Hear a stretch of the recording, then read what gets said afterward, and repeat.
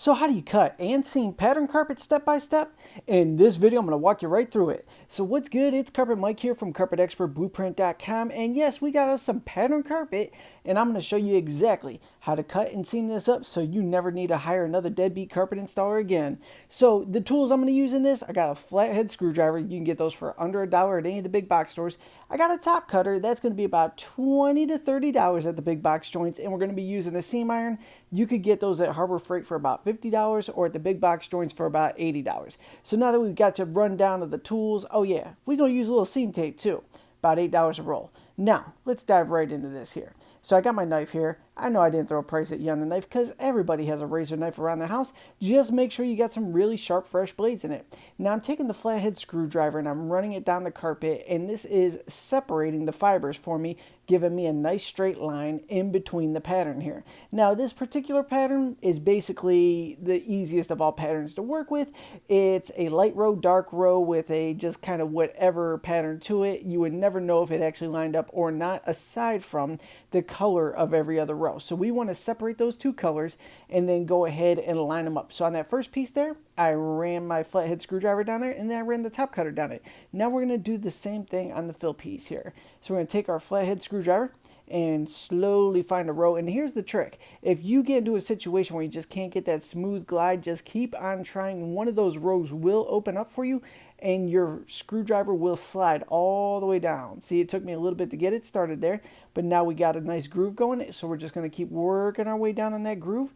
Nice and easy. Give it a little bit of finesse. It doesn't always fly like smooth like butter, but we're going to get it here. You know what I'm saying? So let's go ahead and just keep on working our way down. You see me creating that line in it? As soon as I make it to the other side, I'm going to go ahead and grab that top cutter. We're going to drop it in there and cut this in. So we got it down to the end there, right up on the camera. Got my top cutter sitting right in between those two different colored fibers and running it on down to give me a nice clean cut to seam this up.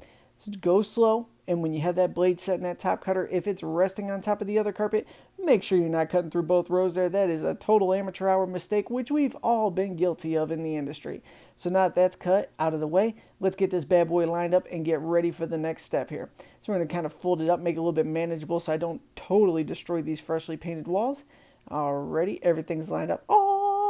Look how good that is. That is just magical. Oh, so nice. Now let's go ahead and get onto the rest of this fill piece here so we can make things happen. So we got the cross seam cut, we got the running seam cut, everything's lined up, ready to rock. We're going to fold it back now. We're going to go ahead and throw a little seam tape under that so we can butter this bad boy up and make things happen. Take it all the way down end to end and leave a couple inches hefty at each end of the seam. This way you can fold the seam tape under itself on those last 2 inches on each end, and this will like kind of bump it up a little bit. And look at me throwing my hands around there. I'm explaining something to somebody there. But anyway, yeah, seam tape at each end, fold it under at each end. It's going to bump it up on that tack strip just enough to give it a nice even burn when you start and when you finish. So everything's good there. Now we got our cross seam. We got to throw a little bit of tape under that cross seam too. We got to make sure that gets seamed up properly. All right, everything's cool there. Drop that down. Now let's bring the iron into play and make things happen. So I already burned the cross seam. Didn't show you that on this clip here. Let's get right down to the main shot here.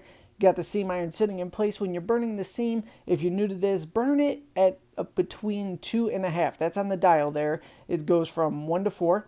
And at 4, you're burning at the highest temperature there. That's how I get down. But if you're new to it, you want to be able to finesse it and work it. Let the iron sit in place for about 10 seconds and then slide it an iron's length forward and continue until you make it to the other end, and biggity bam, that's your final product there. If you have any questions, comment below. Thank you so much for tuning in. I'll see you on the next video.